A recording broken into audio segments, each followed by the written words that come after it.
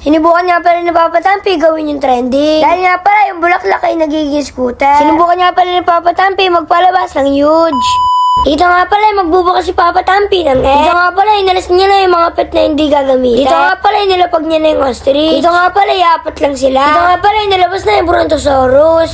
Dito nga pala magsisimula na siya. Dito nga pala ang lumabas ay si. Dito nga pala ang sumunod ay flamingo. Dito nga pala nalulungkot na si Papa Tampi. Kaya naman naiinggit na siya. Kaya nga pala yung mga katabi niya ay merong huge. Dito nga pala nagulat si Papa Tampi dahil sobrang laki. Dito nga pala ito yata yung pinakamalaking king kong. Kaya naman maghanap si Papa Tampi ng ganyang kalaki. Dito nga pala meron sa kanya ibigay ng quadrillion. Sana naman sobrang sale nga pala ni Papa Tampi. Napapansin nga pala ni Papa Tampi na lumalaki na ang pera sa Grow Garden. Grabe!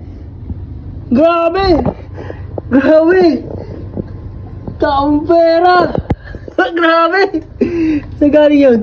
Dito nga pala biglang ng mga si Tampo. Dahil nga pala mas mayaman na si Papa Tampi kaysa kay Tampo. Pagtingin nga pala ni Papa Tampi ay aros kami lahat ay kudrilo na. Bigla nga pala dito nagutom yung baboy. Kaya naman nilutuan siya ni Papa Tampi ng ice cream. Binigay nga pala sa kanya ay sobrang date lang. Kaya naman pinakain na ulit ito sa kanya. Nung binigay nga pala sa baboy, ang binigay lang ang seed pack. Ito nga pala ang kanya nakuha. Dito nga pala meron napansin si Papa Tampi. Sobrang ganda nga pala ng kanyang avatar naka-wheelchair. Dito nga pala napansin namin sa likod niya ay meron siyang raptor na malaki. Kaya naman lubusan na yung ulit si Papa Tampi. Grabe nga pala sobrang laki. Ito nga pala ito na yata ang pinakamalaking raptor na nakita ko.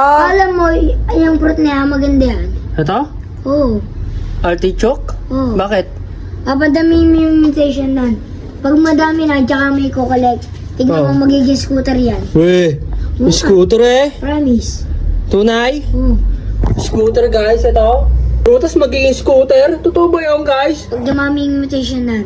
Anong klaseng scooter yun? Ano, yung pag pinindot mo, aandar ka na. Galing oh.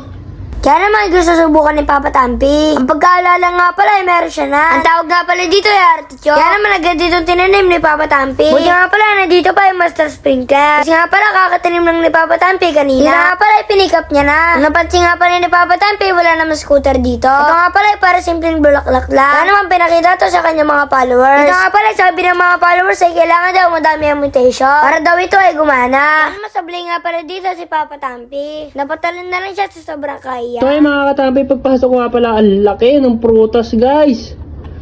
Ayan oh, ang lalaki ng mga prutas nila guys. Ayun, may nakakita ko dito guys. Bumaba na mula sa kalangitan. Tingnan natin mga katampi. Para sa shortcut tayo, sinsa ka agad. Ayan guys, tingnan natin kung anong dala nito. Uy, next stop, pwede na. Uy, ala, umalis! Teka lang, di ba nakakabili? Ala, lagot! Ano ba yan guys? Bibili pa ako, ganda nun, next stop, tapos color star. Sayang mga tampi. Sayang!